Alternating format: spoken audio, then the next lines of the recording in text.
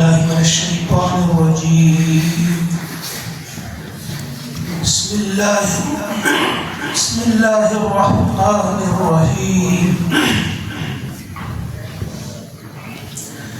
والذين هاجروا في سبيل الله ثم قتلوا أو ماتوا ليرزقنهم الله رزقا حسنا وإن الله لهو خير الرازقين. صدق الله العظيم.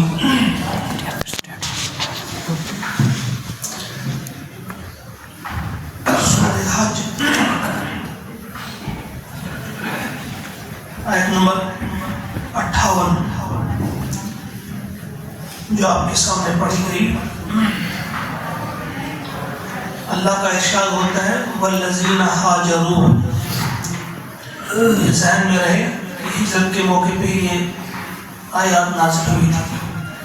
فرمایا والذین ہاجروا، اور رہے وہ لوگ جنہوں نے ہجرت کی فی سبیل اللہ، اللہ کی راہ میں، ثم قتلوا، پھر وہ قتل کیے گئے، او ماتو، یا مرے وہ تبھی موت، لَيَرْزُقَنَّهُمُ اللَّهُ، رزق انہیں عطا کرے گا اللہ تعالیٰ، رزقاً حسنا، رزق حسن، بہترین رزق. اب یہاں اپنے جو محبوب بندے ہیں پروردگار کے، جنہوں نے اللہ کی خاطر ہجرت کی، اس کی وضاحت ٹھیک طرح سے آپ کے ذہن میں رہے.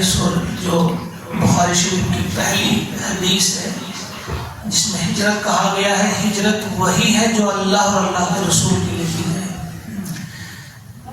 جس نے کسی عورت سے شادی کرنے کے لیے ہجرت کی، یا جس نے دنیا کمانے کے لیے کی، تو اس کی ہجرت اسی کے لیے ہے جس نے کی. تو جس نے ہجرت کی، جو صالح نیک انسان ہے، اللہ کی رضا حاصل کرنے کے لیے جنہوں نے گھر بار چھوڑا اللہ کی راہ میں، فرمایا پھر اگر وہ قتل ہوئے یا تبھی موت بھی ان کی ہوئی تو اللہ تعالیٰ ان کو بہترین رزق عطا کرے گا. برزخ کے رزق کی بات ہو رہی ہے یا اس کے بعد کی بات، جنت میں ان کو بہترین رزق ملے گا. کیونکہ جب ان کی موت واقع ہو گئی تو فرمایا ان کو بہترین رزق اللہ تعالیٰ عطا فرمائے گا. ان اللہ، بے شک اللہ تعالیٰ، لہوا، بے شک وہی ہے، خیر الرازقین، بہترین رزق دینے والا، سب سے بہتر رزق دینے والا وہی ہے. یعنی سب سے بہتر رزق جب وہی دیتا ہے تو پھر جو گھر بار چھوڑ کر، خصوصاً ان کا الگ سے تذکرہ کیا. اس سے پہلے آپ نے دیکھا عام مومنوں کے بارے میں کہا فالذین آمنوا وعملوا الصالحات فی جنات النعیم. یہ جو اس سے پہلے ہم نے پڑھا، ایمان والوں کے لیے، عمل صالح کرنے والوں کے لیے جنتیں ہیں، نعمتوں والی جنتیں. لیکن یہاں اب الگ سے ذکر ہوا جنہوں نے اللہ کی راہ میں ہجرت کی، پھر وہ قتل کیے گئے یا راستے میں ان کی موت آ گئی، چاہے وہ پہنچے مدینہ یا نہیں پہنچے، چاہے انہوں نے وہ بہار دیکھی یا نہیں دیکھی، لیکن اس کی موت ہوگی. فرمایا ان کے لیے خاص انتظام ہوگا اللہ کا، ان کو بہترین رزق عطا کرے گا، رزق حسن. لَيُدْخِلَنَّهُمْ، ضرور داخل کرے گا انہیں اللہ تعالیٰ، مدخلاً، ایسی داخل ہونے کی جگہ، مدخل داخل ہونے کی جگہ، ایسی جگہ ان کو پہنچائے گا اللہ تعالیٰ، یرضونہ، جسے وہ پسند کرے گا، یعنی ان کی من پسند جگہ پر ان کو پہنچا دے گا پروردگار، یعنی جنتوں میں ان کو داخل کرے گا. مدخل جن کہتے ہیں داخل ہونے کی جگہ. جس طرح کی پیارے نبی صلی اللہ علیہ وسلم نے ایک دعا بھی سکھائی ہے، قبر کے لیے بھی مدخل لفظ استعمال ہوا ہے، اللہم وسع مدخلہ، الہ العالمین اس کی مدخل کو، اس کی اس قبر کو وسیع کر دے. تو فرمایا کہ ان کو داخل کرے گا ایسی داخل ہونے کی جگہوں پہ جس کو دیکھ کے وہ خوش ہو جائے گا. وَإِنَّ اللَّهَ، اور بے شک اللہ تعالیٰ، لَعَلِيمٌ، جاننے والا ہے، حلیم، بردبار ہے. یہاں علیم اور حلیم کی صفت اللہ نے اپنی لگائی، یعنی کس نے کس نیت سے ہجرت کی اللہ کو اس کا علم ہے، وہ علیم ہے۔ کوئی باہر سے کچھ بھی کہے لیکن دل میں کیا تھا اس کی خبر اللہ کو، فرمایا اللہ تعالیٰ علیم ہے، اور پھر وہ حلیم بھی ہے، یعنی اگر ان سے کبھی چھوٹی موٹی غلطی بھی ہوئی ہو تو اس چھوٹی غلطی کی وجہ سے ان کا جو بڑا کنٹریبیوشن ہوگا، ان کی جو بڑی بڑی نیکیاں ہوں گی ان پر پانی نہیں پھیر دے گا۔ کچھ لوگ ایسے ہوتے ہیں نا انسانوں میں سے، باقی تو چھوٹے انسانوں میں سے کچھ ایسے ہوتے ہیں کہ ان کے ساتھ آپ بڑی نیکیاں کریں، کبھی تھوڑی سی خوش ہو جائے وہ سب نیکی پر پانی پھیر دیتا ہے۔ فرمایا اللہ تعالیٰ حلیم ہے، وہ بردبار ہے۔ کچھ لوگوں نے جو بھی ان کا کنٹریبیوشن ہو دین کے لیے جو بھی انہوں نے کیا ہو تو کہیں ان سے غلطی بھی ہوئی، اس کی بنا پہ اس بڑی بڑی نیکیوں کو جو ہے وہ ضائع نہیں کیا جائے گا، اس پر پانی نہیں پھیلا جائے گا۔ ظال تو یہ ہے، یہ چیز وہ ہے جو ہم کو یاد رکھنی چاہیے۔ ومن عاقب، اور جو بدلہ لے، بمثل ما عوقب بھی، بس اتنا ہی جتنا کہ اس کے ساتھ زیادتی کی گئی ہو، ظلم کیا گیا، یعنی اتنا ہی بدلہ جو لے۔ ثم بغی علیہ، اس کے بعد پھر اس پر زیادتی ہو، لینصرن اللہ لینصرنہ اللہ، تو ضرور ینصرنہ، ضرور اس کی مدد کرے گا اللہ تعالیٰ۔ اس کی مدد کرے گا جس کے ساتھ کسی نے زیادتی کی۔ اب یہی لوگ ان کے ساتھ زیادتی کی کہ ان کو گھر چھوڑنا پڑا، پھر دوبارہ ان پر مزید زیادتی ہوئی۔ کچھ مفسرین نے یہاں کچھ واقعات بھی لکھے کہ ایک بار مسلمان کہیں جا رہے تھے، حرمت کے مہینے تھے جن میں جنگ حرام ہے، تو یہ اہل کفر جو تھے انہوں نے ان پر حملہ کر دیا۔ انہوں نے کہا کہ بھئی دیکھو حرمت کے مہینے، انہوں نے کہا نہیں، کچھ بھی ہو ہم نے تم پر حملہ کرنا ہے۔ تو پھر انہوں نے بھی جواب کی کارروائی کی، تو اللہ تعالیٰ نے ان کی مدد کی، مومنوں کی مدد کی۔ چھوٹا سا لشکر تھا لیکن ان کو شکست دی۔ پھر فرمایا اگر پھر زیادتی کریں گے تو تمہیں پھر اللہ تعالیٰ مدد کرے گا۔ ایسا نہیں کہ ایک بار مدد کی تو بس پھر مدد کرے گا، جتنی بار وہ زیادتی کریں گے اللہ تعالیٰ تمہاری مدد کرے گا۔ یہ ایک قسم کا انتقام ہے، تو انتقام لینے کی بھی اجازت دی گئی، لیکن کتنا، جتنی زیادتی ہوئی ہو اتنا ہی۔ ان اللہ لعفو غفور، بے شک اللہ تعالیٰ معاف کرنے والا اور بخشنے والا ہے، عفو اور غفور ہے۔ اس کے یہاں اللہ تعالیٰ نے اپنی یہ دو صفات کا تذکرہ کیوں کیا؟ یعنی اگر ان کے ساتھ خون ریزی ہوئی، انہوں نے بھی جواب میں خون ریزی کی۔ خون ریزی اللہ کو پسند نہیں ہے، لیکن کہا یہ مجبور تھے، انہیں انتقام لینا تھا، ان پر حملہ ہوا تھا، تو لہذا ان کے لیے فرمایا کہ وہ معاف کرنے والا ہے۔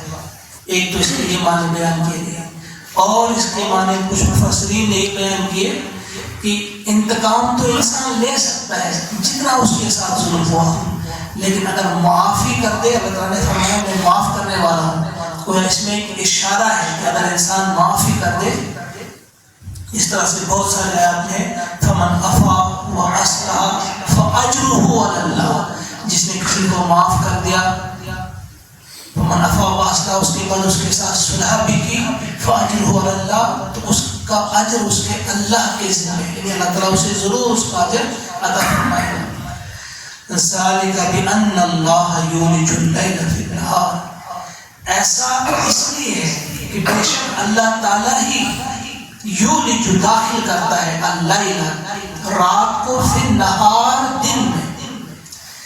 یعنی یہ والی آیت ہے، یہ صرف پچھلی آیت کے ساتھ اس کا ربط نہیں ہے، بلکہ پچھلے پورے پیراگراف کے ساتھ، یعنی ایمان والوں کی وہ مدد کرے گا ضرور، مظلوموں کی ضرور مدد کرے گا، اور ظالموں سے انتقام لے گا۔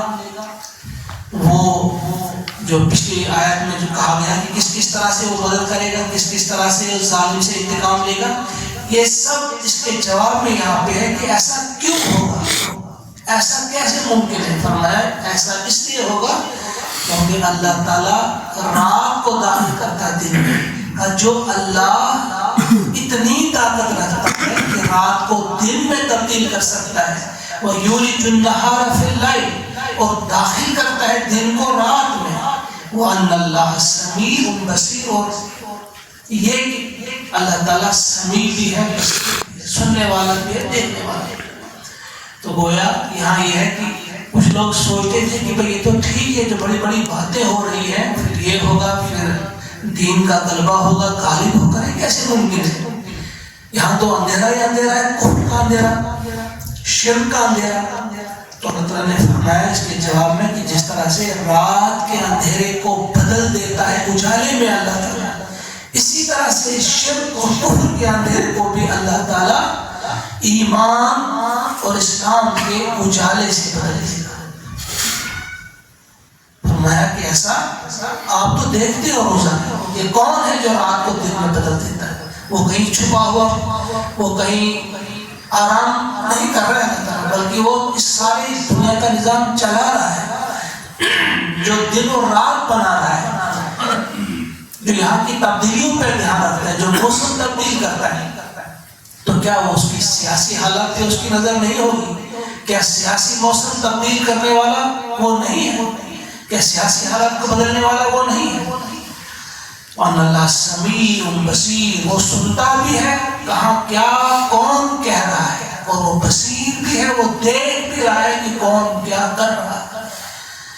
ذَلِكَ بِأَنَّ اللَّهَ حَقٌّ، اور دوسری دلیل اب یہ تھی کہ ایسا اس لیے ہوگا کیونکہ اللہ ہی حق ہے، اللہ ہی خدائے برحق جو ہے وہ اللہ ہی ہے، اسی کا دین حق ہے، اسی کی کتاب حق ہے، اسی کا فرمان حق ہے. فرمایا ذالک بأن اللہ هو الحق وأن ما يدعون من دونه هو الباطل، اور ہر وہ جس کو یہ پکارتے ہیں اللہ کو چھوڑ کر وہ باطل ہے. وأن اللہ، اور بے شک اللہ تعالیٰ ہی ہے، هو العلی، وہی علی ہے، وہ بلند مرتبہ ہے، الکبیر ہے، بہت بڑا ہے. وہ علی ہے، کبیر ہے، بہت بلند ہے، بہت بڑا ہے. لہذا اس کے لیے کوئی مشکل کام نہیں، وہ ایسا کر کے رہے گا، اپنے بندوں کی مدد کر کے رہے گا، مظلوموں کی مدد کر کے رہے گا، اور ظالموں سے نمٹے گا، اور ظالموں کو ان کے ایک کی سزا ضرور دے گا. ایک اور آیت کمپلیٹ کریں. الم ترا، کیا تو نے نہیں دیکھا؟ مخاطب سے کہہ رہے ہیں، پڑھنے والے، قرآن پڑھنے والے، سننے والے، سن، کیا تو نے نہیں دیکھا؟ ان اللہ انزل من السماء ماء، کہ بے شک اللہ تعالیٰ نازل فرماتا ہے آسمان سے پانی. آسمان سے مراد ہے انزل من السماء ماء فتصبح الارض، اور پھر ہو جاتی ہے زمین مخضرہ، سبز، بالکل سرسبز ہو جاتی ہے. ابھی دوسری مثال دی گئی کہ یہ باتیں سن کر کچھ لوگ کہتے ہیں کیسے ممکن ہے، ہر طرف کفر ہے تو یہ کیسے ایمان میں بدل جائے گا؟ تو فرمایا تمہیں کیوں اس بات پہ شک ہے؟ اگر تم دیکھتے نہیں ہو زمین بالکل خشک پڑی ہوئی ہوتی ہے، مردہ ہوئی ہوتی ہے، زمین مر چکی ہوتی ہے، پھر تھوڑا سا پانی آتا ہے آسمان سے برستا ہے، زمین برستا ہے، بارش برستی ہے. جب آسمان سے پانی برسا تو یہی جو مردہ پڑی زمین تھی کس طرح سے یہ زندہ ہو جاتی ہے. ایک بہترین مثال کے ذریعے کہ جو بھی تھوڑی سی عقل بھی رکھتا ہو وہ کبھی بھی اس شک میں مبتلا نہیں ہوگا کہ یہ کیسے ہو سکتا ہے. جیسے آج بھی اگر ہم دیکھیں گے ہر طرف کفر کا جب ہم غلبہ دیکھتے ہیں، گلگلہ دیکھتے ہیں، تو ہمارے ذہن میں بھی کبھی کبھی پچمردگی آ جاتی ہے، مایوسی آ جاتی ہے، پست ہمت آ جاتی ہے کہ بھائی کیا قرآن کو سنایا جائے، کیا کیسے ممکن ہے اس قرآن کا بول بالا ہوگا، اللہ کا کلمہ بلند ہوگا، یہ کیسے ممکن ہے؟ فرمایا کہ کیا تم دیکھتے نہیں ہو؟ اس مردہ زمین کو دیکھ کر بھی کسی وقت تم کہہ سکتے تھے کہ بھائی اس کو کیسے زندہ کرے گا، لیکن تھوڑی سی ہلکی سی فوار آتی ہے اوپر سے تو یہ زندہ ہو جاتا ہے. فَتُصْبِحُ الْأَرْضُ مُخْضَرَّةً إِنَّ اللَّهَ لَطِيفٌ خَبِيرٌ، بے شک اللہ تعالیٰ لطیف ہے اور خبیر ہے. لطیف کیا ہوتا ہے؟ نہایت باریک بھی. لطیف یعنی وہ ایسا کام کرتا ہے، اس کی چال ایسی ہوتی ہے، طریقہ ایسا ہوتا ہے کہ نظر نہیں آتا. اب ہمارے سامنے سادہ سی مثال ہے، ہم پودا لگاتے ہیں، ہمیں نظر نہیں آتا کہ وہ کام ہے، لیکن خود ہی کچھ دنوں کے بعد ہم دیکھتے ہیں وہ جوان ہو چکا ہوتا ہے، اس کا بڑھنا اگرچہ نظر نہیں آتا، وہ لطیف ہے، وہ اس انداز سے اپنا کام کرتا ہے، معلوم نہیں ہوتا ہے کہ کام ہو رہا ہے لیکن وہ ہو چکا ہوتا ہے، اور وہ خبیر، خبر رکھنے والا ہے۔ لہو ما فی السماوات و ما فی الارض، اسی کا ہے جو کچھ بھی ہے آسمانوں میں اور جو کچھ بھی ہے زمین میں، اسی کا ہے، سب اسی کا ہے۔ وَإِنَّ اللَّهَ لَهُوَ الْغَنِيُّ الْحَمِيدُ، اور بے شک اللہ ہی ہے، وہی ہے الغنی۔ غنی کیا ہوتا ہے؟ بے نیاز۔ لیکن بے نیاز کے معنی اگر کسی سے پوچھیں گے اسے پتہ نہیں کہ بے نیاز کیا ہوتا ہے۔ کبھی کسی نے کسی کو بے نیاز کیا ہوتا ہے، اس نے جواب دیا تھا جو نیاز نہیں لیا۔ بے نیاز کیا ہوتا ہے؟ جو کسی کا محتاج نہ ہو، جس کو کسی کی ضرورت نہ ہو۔ اگر ساری دنیا سجدے میں گر جائے گی اللہ کے آگے تو اللہ پہلے ہی اتنا بلند اور بڑا ہے کہ اس کی بڑائی میں اضافہ نہیں ہو سکتا، نہیں ہوتا، پہلے ہی بہت بلند ہے۔ سارے ہی سجدے میں گر جائیں گے پوری دنیا کے سامنے تو اس میں اضافہ نہیں ہوگا، اس کی بڑائی میں آلریڈی بہت بلند ہے، وہ العلی الکبیر۔ تو الغنی ہے، اسے کسی کی ضرورت نہیں ہے، وہ بالکل کسی کے لحاظ سے محتاج نہیں ہے کسی کا۔ اور الحمید، الحمید کیا ہوتا ہے؟ تمام خوبی والا۔ اگر کوئی بھی اس کی تعریف نہ کرے وہ خود ہی تعریف ہے، وہ الحمید ہے، خوبی والا ہے، تعریف کیا گیا ہے، اس کی تعریف کی جاتی ہے۔ اللہ تعالیٰ سے توفیق مانگیے کہ ان آیات کی، آیت نمبر 64 تک اس وقت ہم نے مکمل کیا، وہ ہم کو توفیق عطا فرمائے کہ ان آیات کو ٹھیک طرح سے اپنے دلوں میں اتارنے کی توفیق دے اور یقین کی دولت سے ہم سب کو مالا مال کرے۔ اللہ تعالیٰ ہم سب کی خطاؤں سے درگزر فرمائے اور قرآن کریم پہ ہمیں عمل کرنے کا توفیق۔ اللہم اجعل القرآن ربیع قلوبنا ونور ابصارنا وشفاء صدورنا وذهاب همومنا وغمنا ربنا تقبل منا انك انت السميع العليم آمين ثم